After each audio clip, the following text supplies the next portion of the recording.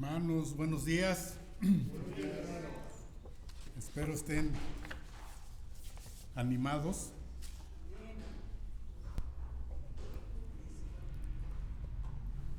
Animados en el Señor, porque seamos muchos, seamos pocos. Animados en el Señor. Vamos a orar poniendo este tiempo en manos del Señor. ¿Sí se escucha bien? ¿Sí se escucha? Ok. Oremos. Padre, te agradecemos la gran bendición de tenernos aquí en este momento, en este lugar. El propósito, conocer más de ti, aplicarlo a la vida y que seamos hijos obedientes.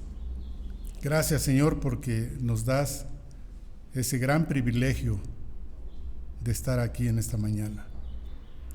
Podíamos estar en cualquier otro lugar, haciendo deportes, nadando, haciendo cualquier actividad, pero estamos aquí para aprender, para agradecerte las grandes bendiciones que tú nos das día a día y a cada momento.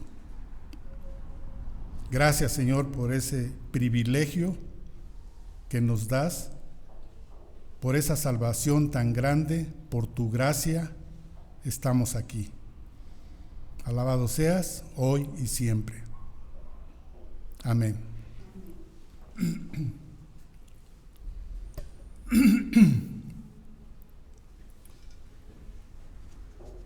El apóstol Pablo ora para que dé a los creyentes de Éfeso una comprensión y apreciación verdadera de lo que ellos son en Cristo.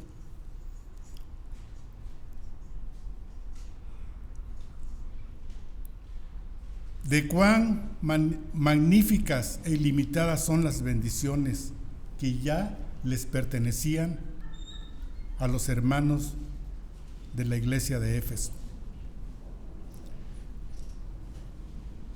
Estamos ubicados en Efesios 1 y yo voy a tomar como contexto el versículo 17, porque va muy unido a versículos 18 y 19.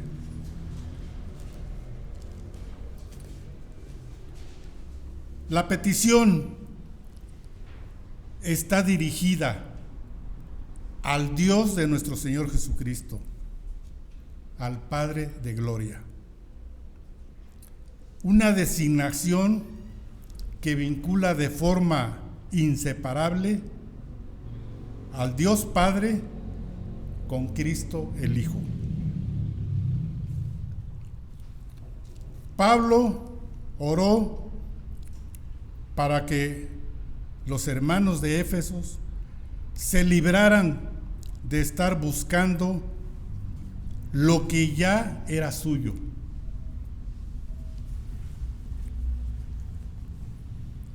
Las bendiciones.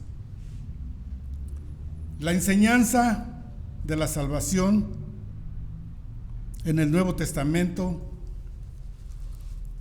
es que el nuevo nacimiento confiere a cada creyente todas las cosas en Cristo.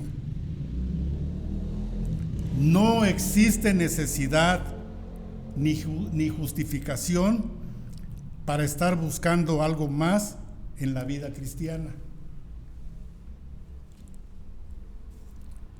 Esa clase de búsqueda menoscaba la esencia de la verdad revelada de Dios acerca de la salvación. Podemos ver en Colosenses 2:28 que dice así: mirad que nadie os engañe por medio de filosofías y huecas sutilezas, según las tradiciones de los hombres, conforme a los rudimentos del mundo y no según Cristo.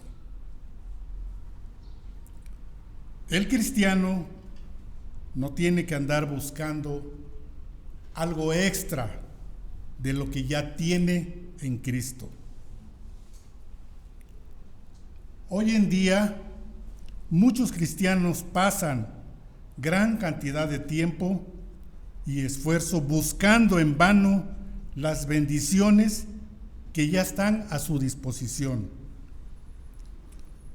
Oran pidiendo la luz de Dios, aunque Él les ha provisto luz en abundancia en su palabra.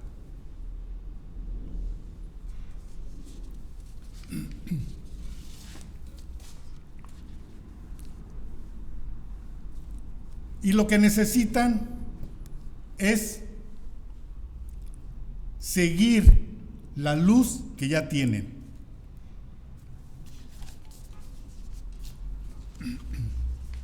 Oran pidiendo fortaleza. Y su palabra les dice que pueden hacer todas las cosas en Cristo, quien les fortalece. Filipenses 4:13.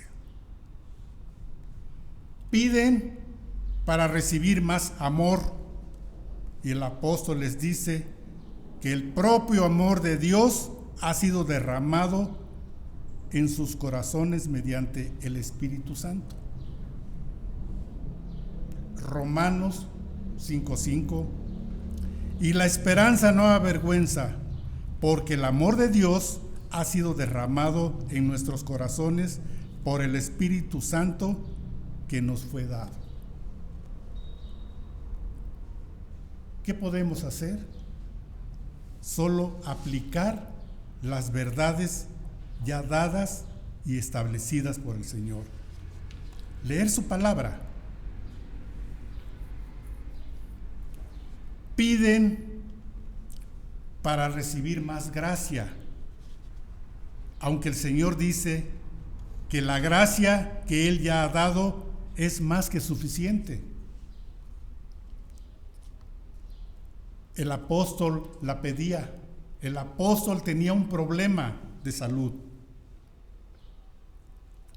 En 2 de Corintios 12:9, el Señor le dice, y me ha dicho, o sea, Pablo dice, y me ha dicho, bástate mi gracia, porque mi poder se perfecciona en la debilidad.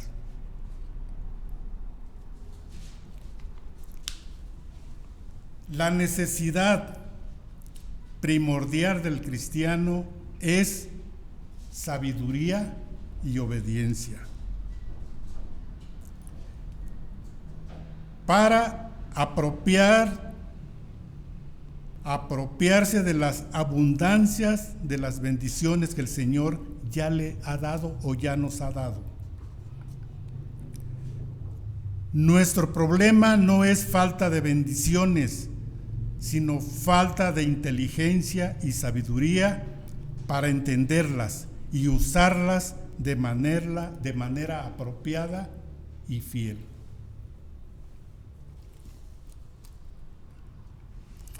Nuestras bendiciones son tan vastas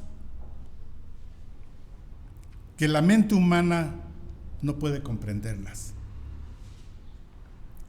Tales cosas están más allá de lo que puede captar la mente humana. Solo el Espíritu Santo mismo puede escudriñar las cosas profundas de la mente de Dios. Y solo el Espíritu puede traerlas a nuestro entendimiento. Vamos a leer 1 de Corintios 2:9.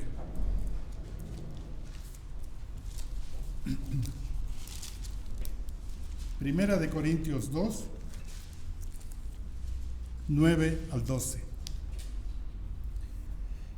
Dice así: antes bien, como está escrito, cosas que ojo no vio, ni oído oyó, ni han subido en corazón de hombre, son las que Dios ha preparado para los que le aman. Pero Dios nos las reveló a nosotros por el Espíritu, porque el Espíritu todo lo escudriña, aún lo profundo de Dios. Porque ¿quién de los hombres sabe las cosas del hombre, sino el Espíritu del hombre que está en él? Así tampoco nadie conoció las cosas de Dios, sino el Espíritu de Dios. Y nosotros no hemos recibido el Espíritu del mundo, sino el Espíritu que proviene de Dios, para que sepamos lo que Dios nos ha concedido. Todo cristiano tiene muchas necesidades específicas. Tiene necesidades físicas, tiene necesidades morales, espirituales, para las cuales debe pedir la ayuda del Señor. Y el apóstol ora de forma específica pidiendo a Dios que les dé y que nos dé la facultad de entender, para que podamos conocer nuestros recursos, y el apóstol llama a esta facultad espíritu de sabiduría y de revelación en el conocimiento de Él. Eso dice el versículo 17. Y aquí quisiera tocar algo que me pareció muy importante. Dice que aunque revelación se utiliza aquí como un sinónimo de sabiduría, tiene que ver con el acto por el cual Dios nos imparte conocimiento, mientras que sabiduría hace énfasis en el uso que nosotros hacemos de este conocimiento.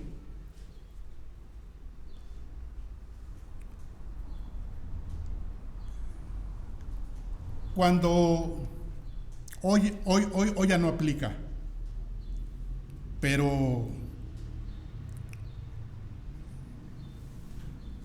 yo tuve unos cursos para sacar licencia federal. Y cuando se dieron esos cursos, vimos mucha simbología de lo que es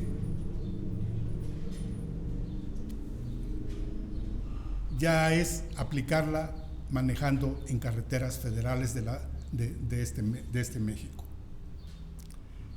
Y no me voy a entretener mucho, pero solamente quiero comentar una. Ustedes saben que cuando salen a la carretera y van manejando, si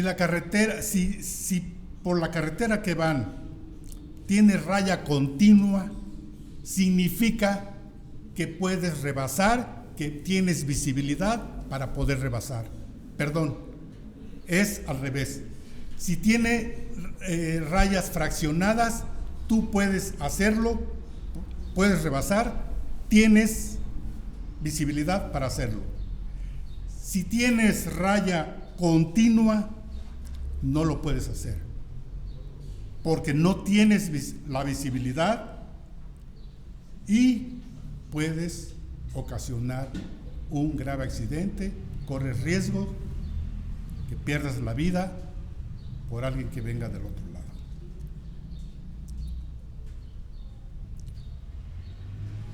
¿Qué es el conocimiento?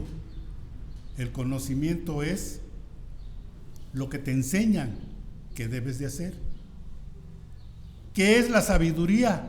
Lo que aplicas cuando ya estás arriba en el volante o en cualquier en cualquier situación de la vida. Entonces podemos ver que la revelación de Dios en su palabra es todo lo que captas como enseñanza de Dios. ¿Qué es la sabiduría? Lo que aplicas a la vida diaria de ese conocimiento que Dios te impartió a través de su palabra. Es un ejemplo muy claro. Toda la vida hemos sabido y nos han dicho: vive lo que predicas. Y es eso. Porque siempre tenemos el concepto que el hombre sabio es aquel que te contesta todo, que lo que le preguntes, te lo contesta. No, hermanos, ese es el hombre que tiene conocimiento, que lee y que tiene mucho conocimiento y te puede contestar cualquier cosa. Pero de eso a que aplique ese conocimiento, pues dista mucho, y si lo aplica, gloria a Dios. Es una persona sabia.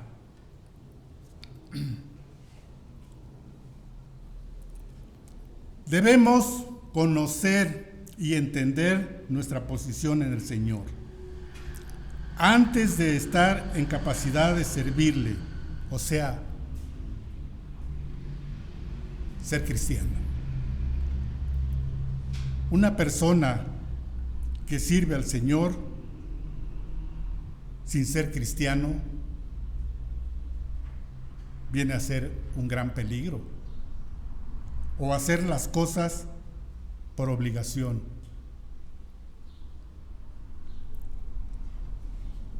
Y esta sabiduría de la que se está hablando, esta sabiduría adicional, va mucho más allá del conocimiento intelectual.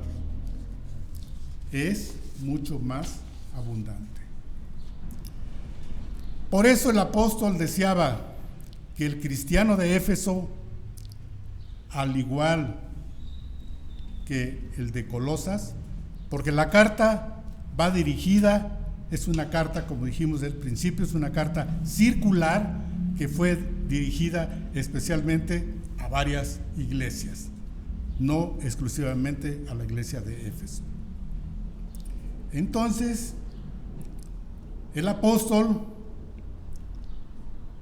les dice que buscaran las cosas de arriba. Las cosas de arriba donde está Cristo. Colosenses 3:1 dice: si pues habéis resucitado con Cristo, buscad las cosas de arriba donde está Cristo, sentado a la diestra de Dios. Eso es lo que el apóstol quería. Y les exhortaba a que buscaran las cosas de arriba. En su oración por los creyentes, Pablo pide a Dios que les dé revelación y sabiduría en 3 áreas.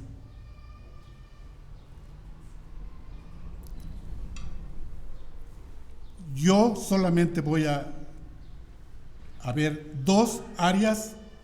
La tercera le tocará al hermano que predique el próximo domingo.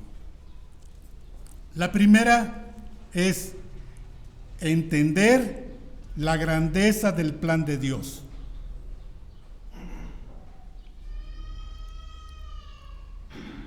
Entender la grandeza del plan de Dios.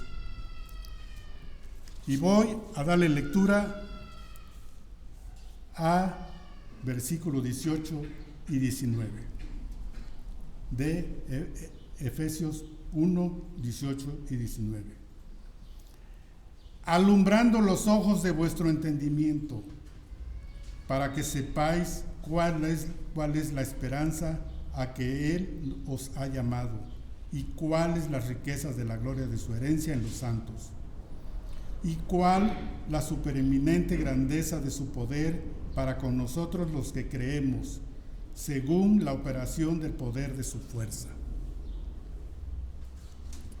Primer punto: entender la grandeza del plan de Dios. En la mayoría de las culturas modernas se cree que el corazón es sitial de las emociones y de los sentimientos. Los griegos y otros consideraban el corazón como el centro del conocimiento, del entendimiento, del pensamiento, de la sabiduría y de los sentimientos. Eso era lo que creían los griegos. ¿Sí? Vemos entonces que el corazón se considera como la sede de la mente y la voluntad, las emociones y los sentimientos. Comparemos algunos textos. Hechos 1:18 dice: Este pues, con el salario de su iniquidad, adquirió un campo, y cayendo de cabeza, se reventó por la mitad, y todas sus entrañas se derramaron. ¿A quién se refiere? A Judas.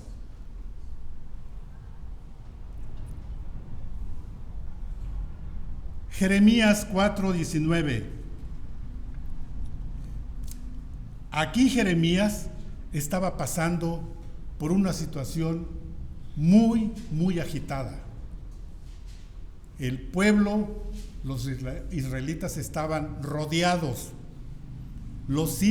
estaban sitiados, los iban a invadir y los iban a llevar cautivos. Y Jeremías se ve que aquí estaba angustiado. Vean lo que dice Jeremías 4:19. Mis entrañas, me duelen las fibras de mi corazón se agita dentro de mí. No callaré, porque sonido de trompeta has oído, oh alma mía, pregón de guerra.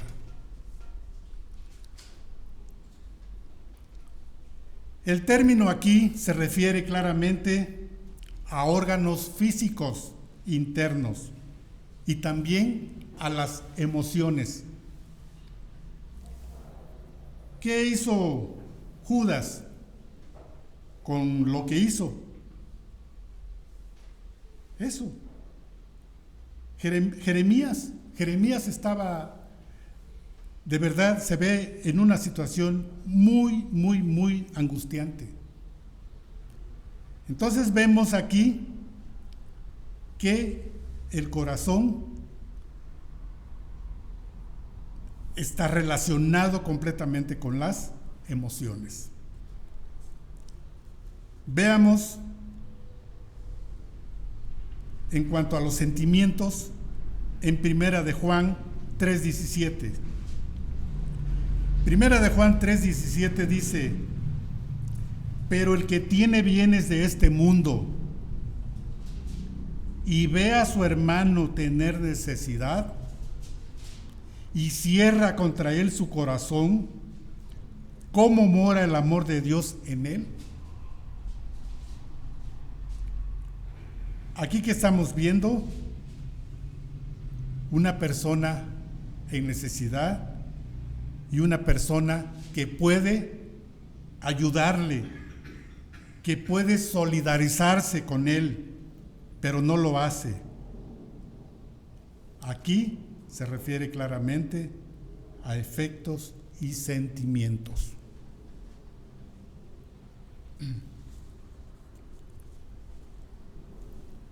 Una causa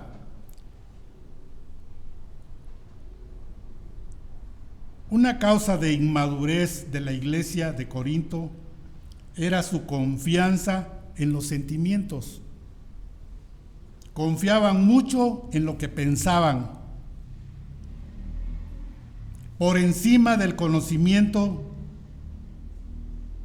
de Dios. Muchos creyentes de Corinto estaban más interesados en hacer lo que sentían que era correcto, que en hacer lo que Dios declaraba que debían de hacer como correcto. Y vemos aquí, hermanos, que la mente es engañosa. hacer lo que creo yo que es lo correcto, es un gran retraso. Hacer lo correcto, lo que dice la palabra, lo que dice Dios.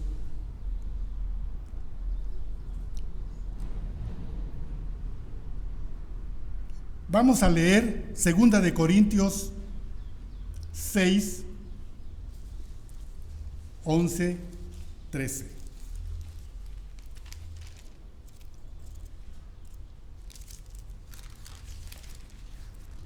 Segunda de Corintios 6, 11, 13.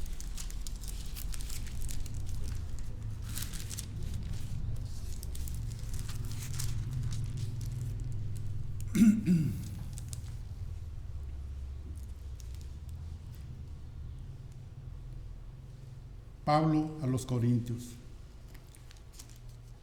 nuestra boca se ha abierto a vosotros, oh Corintios. Nuestro corazón se ha ensanchado. No estáis estrechos en nosotros, pero sí sois estrechos en vuestro propio corazón.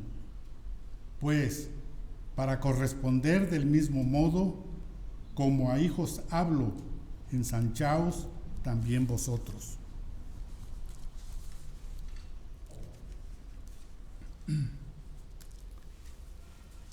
El apóstol les dijo: Corintios, no puedo tomar la verdad de Dios de mi mente y entregársela a sus mentes. No puedo tomar la verdad de Dios de mi mente y entregárselas a sus mentes, porque las emociones de ustedes les impiden recibirlas. En lugar de que sus emociones fueran controladas por la verdad de Dios, eran sus emociones de los corintios las que distorsionaban su entendimiento de la verdad divina. Eso es lo que le está diciendo el apóstol.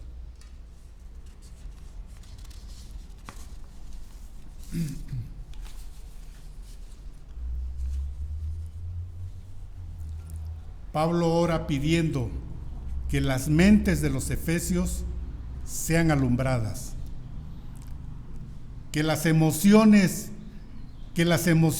tienen un lugar significativo en la vida cristiana, pero que son confiables cuando están guiadas y controladas por la verdad de Dios. Y por eso es que debemos permitir que la palabra de Cristo more en abundancia en nosotros. Colosenses 3:16 dice eso. Cuando el Espíritu Santo obra en la mente del creyente, la enriquece para que entienda verdades divinas que son profundas y luego las relaciona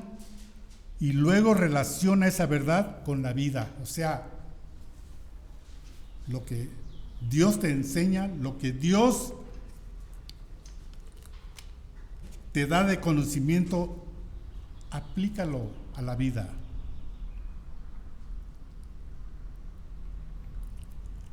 La primera cosa por la que Pablo ora es que los creyentes sean alumbrados acerca de la grandeza del plan de Dios en los ojos de su entendimiento.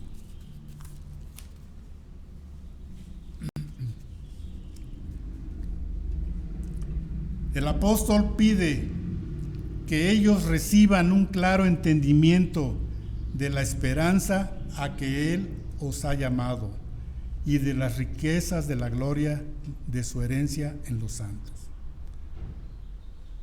Ora para que Dios les alumbre el entendimiento con respecto a las verdades maravillosas de la elección, la predestinación, la adopción, la redención, el perdón, la sabiduría, la inteligencia, la herencia, el sello y las arras del Espíritu Santo.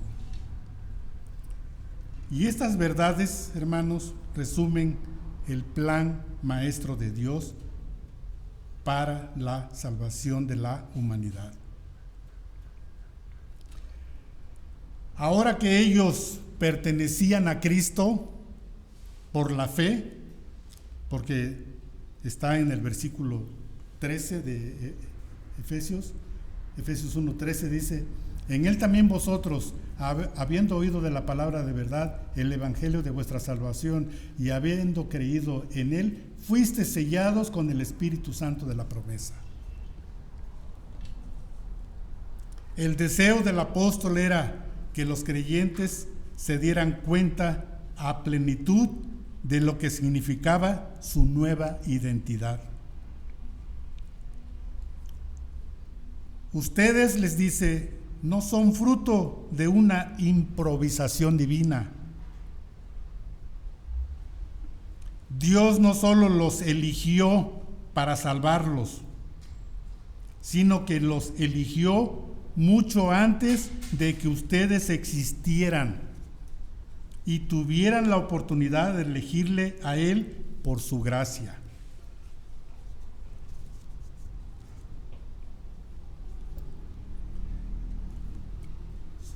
Hasta que comprendamos quiénes somos verdaderamente en Jesucristo, podremos vivir como lo que somos y entendamos que nuestra vida está anclada en la eternidad. Promesas que son nuestras, que nuestra ciudadanía es celestial, no es terrenal, que tenemos una ciudadanía en este mundo pasajera y que podemos llevar vidas obedientes y productivas. El gran plan de Dios es que todos y todas y cada uno de los creyentes sean un día hechos conforme a la imagen de su Hijo. Romanos 8:29.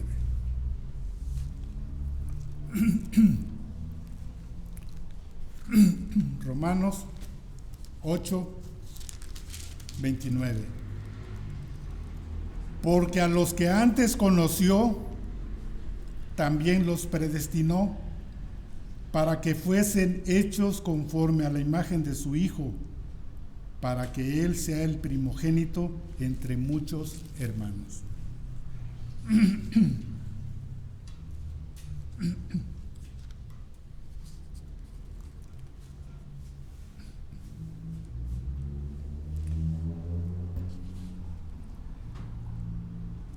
La plenitud de esta esperanza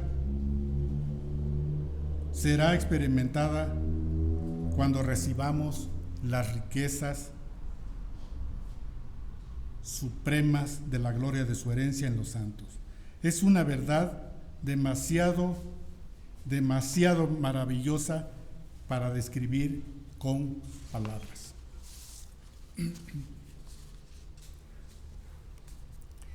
El hecho de que somos hijos gloriosos de Dios y coherederos con Jesucristo de todo lo que Dios posee, no hay nada más que buscar, nada más que pueda ser dado o recibido. Lo tenemos todo ahora y lo tendremos por toda la eternidad el día que partamos.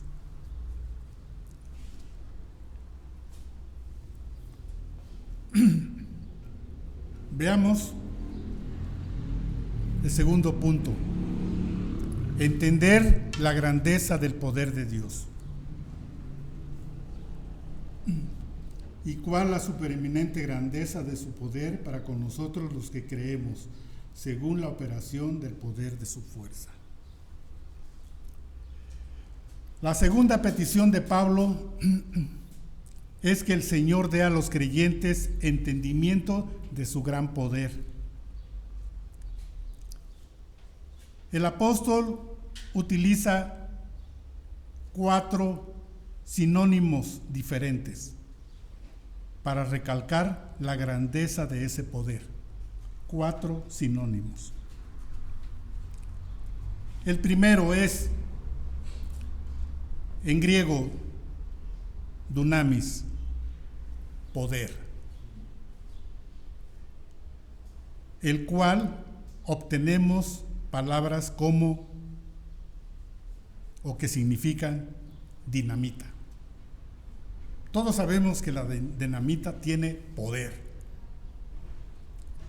para destruir.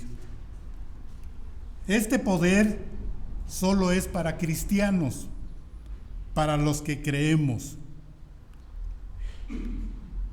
La supereminente grandeza del poder de Dios es dada a todo creyente una vez que somos salvos.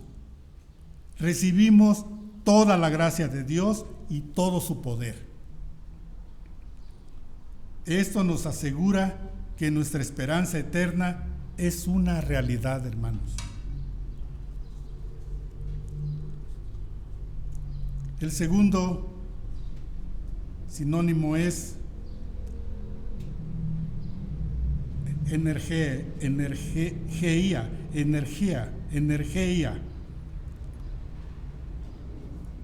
operación, la fuerza energética del Espíritu que embiste de poder a los creyentes para que puedan vivir para el Señor.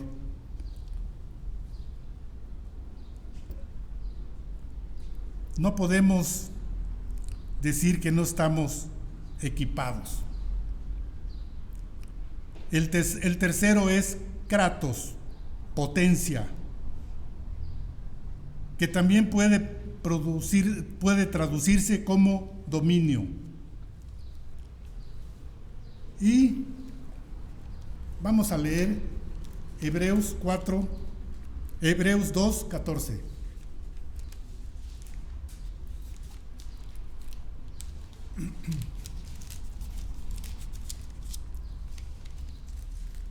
Hebreos 2:14.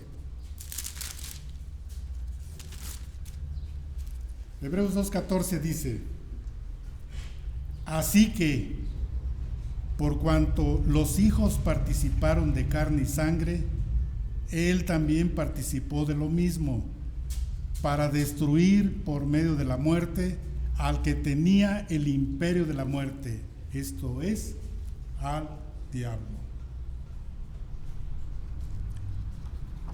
Así es de que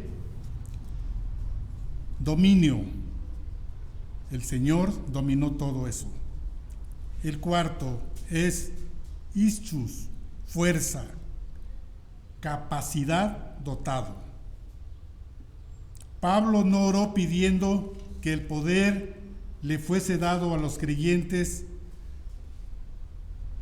Oró primero que todo para que recibieran una conciencia divina del poder que poseían en Cristo. No necesitamos orar por el poder para evangelizar y dar testimonio de Cristo a otros. Los creyentes ya cuentan con ese poder. El Evangelio mismo es poder.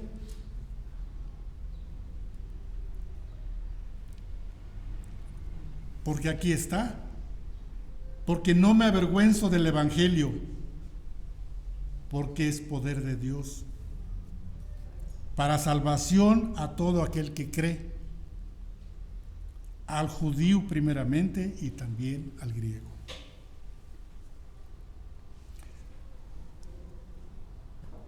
No necesitamos pedir a Dios poder para soportar el sufrimiento.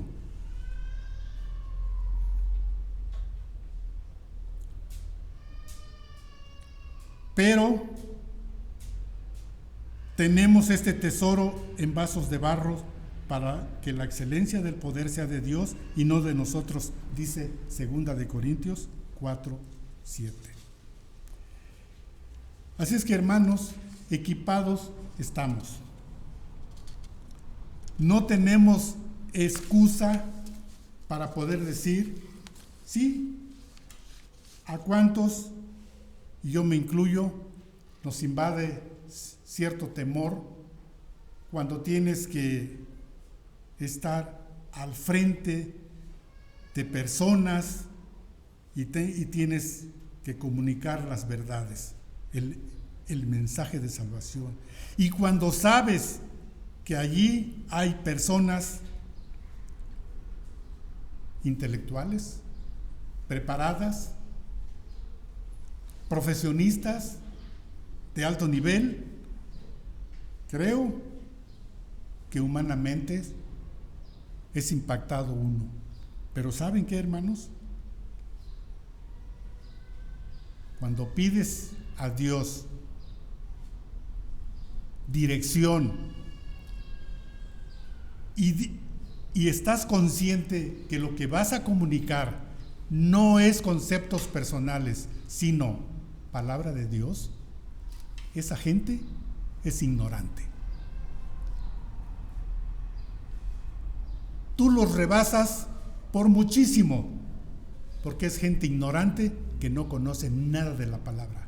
Sabrá mucho del mundo y tendrá muchos títulos, pero ignorante de la palabra lo es, y tú estás en mucho mayor capacidad porque Dios te la da ante ellos. Entonces, ese temor que nos ha invadido en ciertos momentos de la vida deben quedar fuera, porque Dios nos ha dado de su poder y tenemos al Espíritu Santo. Y el Espíritu Santo es Dios mismo.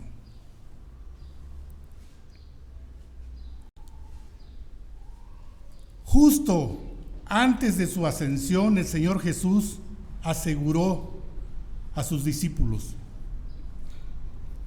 En Hechos 1:8 les dijo: pero recibiréis poder cuando haya venido sobre vosotros, ¿quién? El Espíritu Santo. No es cualquier, pero recibiréis poder cuando haya venido sobre nosotros el Espíritu Santo. Hermanos, si eres salvo por la fe en Jesucristo, estás equipado. No tienes por qué tener temor. Tienes el poder divino, tienes el Espíritu Santo para hablarle a quien sea de este mundo, rey o no rey, que tenga cargo el que sea. Tú tienes el poder para hablarles de la palabra de Dios.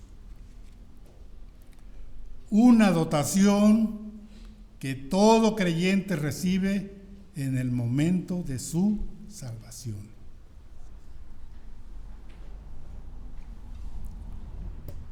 En Efesios 3:20 dice: y aquel que es poderoso para hacer todas las cosas, que mucho más abundantemente, está allí, y aquel que es poderoso para hacer todas las cosas mucho más abundantemente de lo que pedimos o entendemos, a él que sea según el poder que actúa en nosotros, a él sea la gloria. Pedir a Dios más poder es una afrenta al amor y gracia con que nos ha provisto ya de todo lo que necesitamos.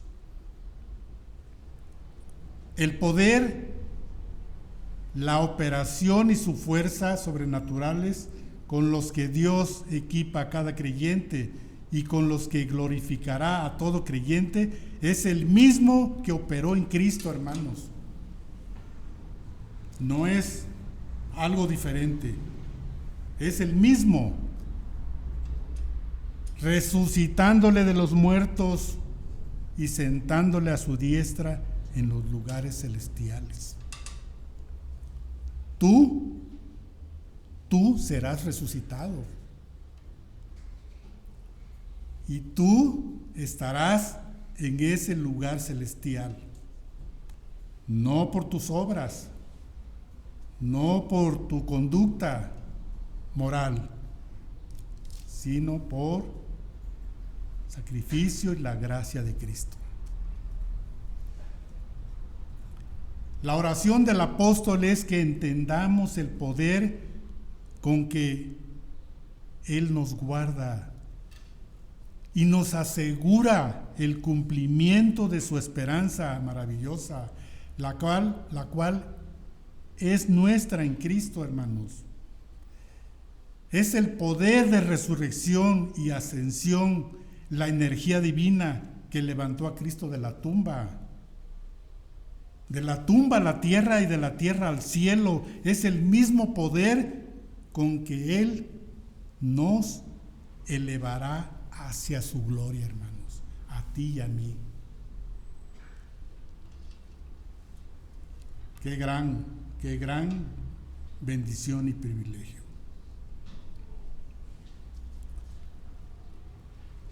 Cuando miramos lo que operó en Cristo, lo que logró en su fidelidad a hacer a favor de su Hijo, también nos asegura que lo hará con nosotros, con la misma fidelidad. Llevará a cabo su obra a nuestro favor. Anímate, hermanos, anímate que estás equipado de todo lo que el Señor Dios dio a su Hijo y su Hijo a nosotros. ¿Tienes algún argumento para dudar? ¿Qué argumentos nos quedan para dudar, hermanos? ¿Cómo puede un cristiano sentirse inseguro, abandonado o carente de poder? ¿Cómo? Si el Señor le está prometiendo, el Señor, sus promesas no fallarán nunca, son reales. Y aquí podemos concluir. El mismo poder divino y sin límites que operó en Cristo, resucitándole de los muertos, nos levantará también de los muertos a nosotros. Ese poder de resurrección está a nuestra disposición para vivir para su gloria, hermanos. Pablo dijo y habló de esto. Habló claramente de este evento, como si ya hubiera tenido lugar, porque de hecho ya ha ocurrido en el plan eterno de Dios. Allí enseguidita, vean lo que dice Efesios 2:6.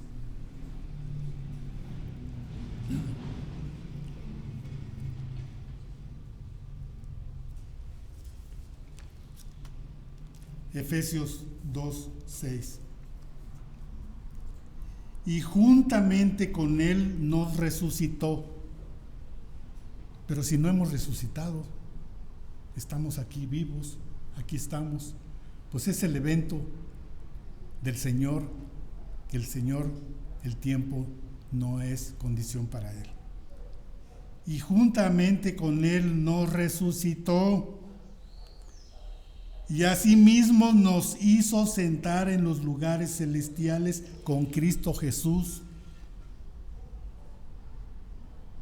No estás todavía en ese lugar celestial. Pero aquí el Señor ya fue un hecho escrito, un hecho que ya sucedió, un hecho que sucederá, hermanos. y juntamente con Él nos resucitó y asimismo nos hizo sentar en los lugares celestiales con Cristo Jesús.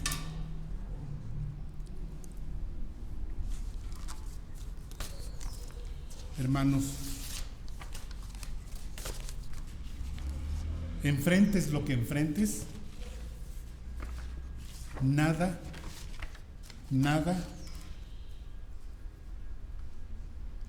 es motivo para que te desanimes,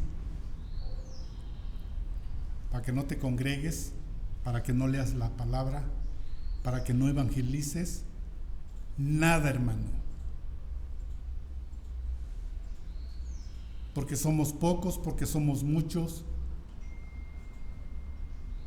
Doy gracias a Dios por el gran privilegio de venir a alabar su santo nombre, no a fuerza, en agradecimiento de lo que Él ha hecho por mí y sigue haciendo, hermanos.